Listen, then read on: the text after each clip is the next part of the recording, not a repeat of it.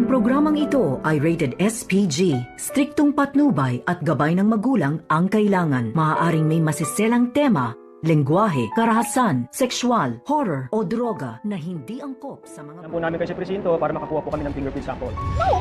May angal ka? Magkasama nga itong si Moira at itong si Nerissa. At dito naman na biglang dumating ang mga pulis at nagtataka itong si Moira na kung bakit may mga pulis nga na lumapit sa kanila. Huhulihin ba daw siya nito? At nagtanong-tanong itong si Moira at nataranta na kung gising na ba daw itong si Don Pepe at itinuro na ba daw itong si Moira. At dito nga na sinabi ng mga pulis na hindi sila narito upang hulihin itong si Moira ay iniimbitahan lamang nila ito sa presento nang sa ganon ay makuhanan nga ito ng fingerprint itong si Moira. At dito naman na tumanggi itong si Moira.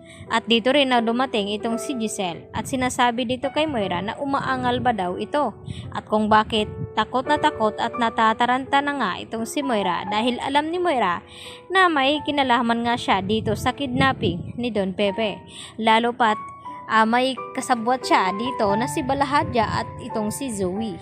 At nakadagdag pa nga ang mga nakuha ng mga pulis na mga medical supplies dito sa hideout ni Balahadja. At wala namang ibang gagamit nito kundi itong si Zoe. Kaya pati na rin itong si Zoe ay pinapakuhanan na rin ni Giselle ng fingerprint nang malaman nila kung si Zoe ba ang gumagamit ng mga gamot na iyon. At dahil dito, kinabahan at natakot naman itong si Zoe dahil kabilin-bilinan niya nga dito kay Carlos na ayaw daw niyang makulong. Dahil baka mabubulok na nga siya doon sa kulungan at nangako naman itong si Carlos kay Zoe na protektahan daw niya ito at hindi daw niya ito pababayaan at gagawaan daw niya ng paraan itong si Zoe kung anong paraan ito. Samantala, habang dinadalaw naman ni Annalyn sa kwarto itong si Don Pepe, ay dito naman na tila naghimala dahil pinisil nga ni Don Pepe itong mga kamay ni Annalyn. At dito naman na nagbigay ng sign na naintindihan ni Don Pepe ang mga sinasabi dito ni Annalyn.